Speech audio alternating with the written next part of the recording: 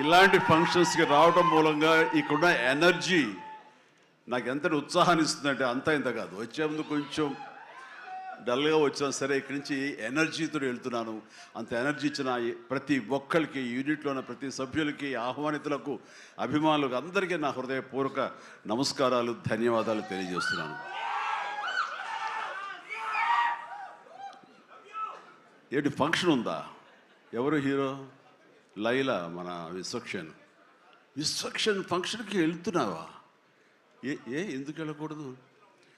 అతను మన మనిషి కాదు, అవతల బాలకృష్ణ. అప్పుడప్పుడు తారక్ అంటాడు అని.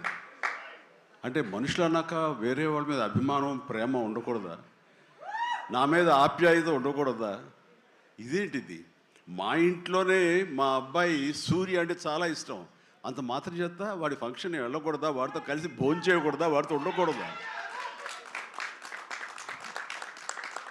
అలాగే మరి మూర్తి గారు అడిగారా, నాగేంద్ర అడిగారా, ఎవరు అడిగారో తెలియదు. కానీ అక్కడ ఉన్నారు, వెళ్ళిపోయారు మూర్తి గారు.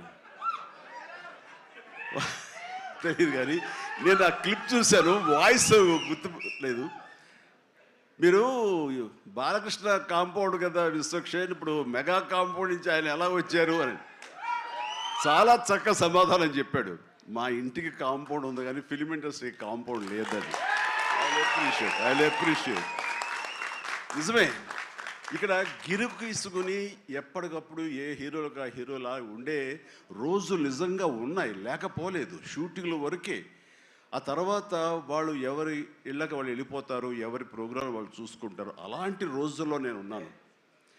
వాళ్ళు అలా ఉండటం మూలంగా వాళ్ళ మధ్య సఖ్యత ఉండదేమో, వాళ్ళ మధ్య ఒక విభేదాలు ఉంటాయేమో అనే ఒక రకమైన భ్రమలో ఇక్కడ అభిమానులు కొట్టుకుని చచ్చేవాళ్ళు. ఆ వాల్ పోస్టులు చింపుకునేవాళ్ళు. నెల్లూరులో మా కజిన్స్ ఉండేవాళ్ళు, వాళ్ళిద్దరు సొంత అన్నతమ్ములు. కానీ వాళ్ళిద్దరు, వాళ్ళు రామారావు గారిని, ఒకళ్ళు నాగేశ్వరరావు గారిని ప్రేమించేవాళ్ళు, ఇష్టపడేవాళ్ళు, అభిమానించేవాళ్ళు. వాళ్ళిద్దరు కొట్టేసుకున్నారు, రక్తం వచ్చే కొట్టేసుకున్నారు. నాకు దానికి కంగారు వచ్చేసింది. నేను చిన్నోడిని.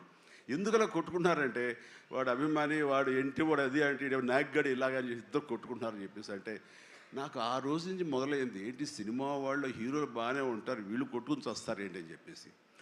నేను ఫిలిం యాక్టర్ని అయిన తర్వాత హీరోల మధ్య ఒక సఖ్యత, సహృద్భావ వాతావరణం అది ఉండాలి, ఏర్పాటు చేయాలి బలంగా నాకు ఏర్పడటానికి ఆల్రెడీ అదొక ఇన్సిడెంట్.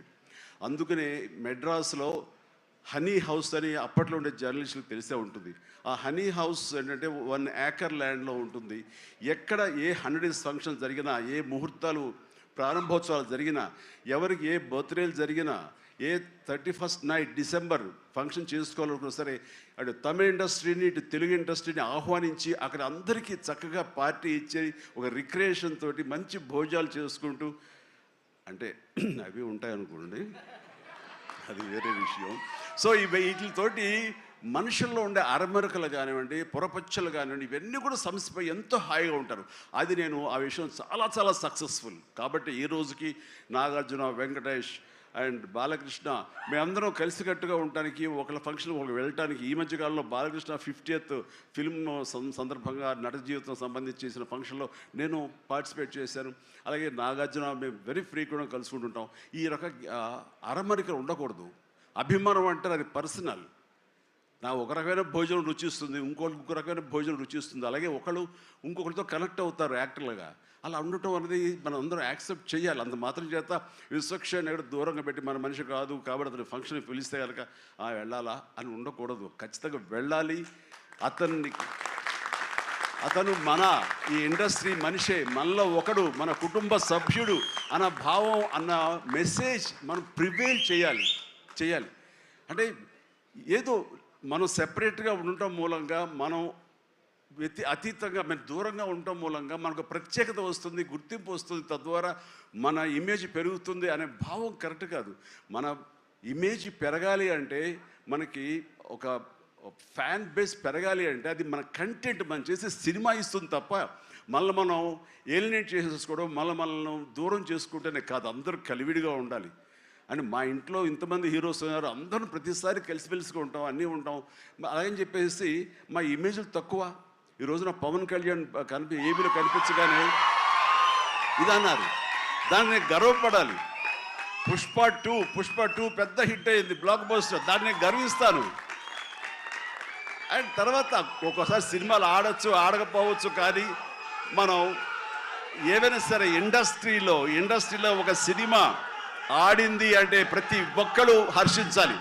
ఎందుకంటే ఒక్కొక్క సినిమా గురించి, ఒక సినిమా ఆడిందంటే ఎన్ని వందల మంది, వేల మంది, లక్షల్లో కార్మికులు కానివ్వండి, పరోక్షంగా ప్రత్యక్షంగా వాళ్ళు దాని మీద ఆధారపడతారు, బతుకు జీవనం వెళ్ళగలుగుతారు. కాబట్టి వాళ్ళ బతుకు తెరువు కోసం, వాళ్ళ భవిష్యత్తు కోసం, వాళ్ళ యొక్క జీవితం కోసం మనం ఖచ్చితంగా హిట్ సినిమాలు చేయాలి. ఒక హిట్ ఎవరికి ఏ హీరోకి వచ్చినా సరే అందరం ఇవ్వాలి, అందరం ఆనందపడాలి. ఆ వచ్చిన డబ్బు మళ్ళీ ఎక్కడో పెట్టరు. ఇప్పుడు సపోజ్ సాహో ఉన్నారనుకోండి, అంతకుముందు తీసిన 3 సినిమాల్లో మంచి డబ్బులే వచ్చినాయి.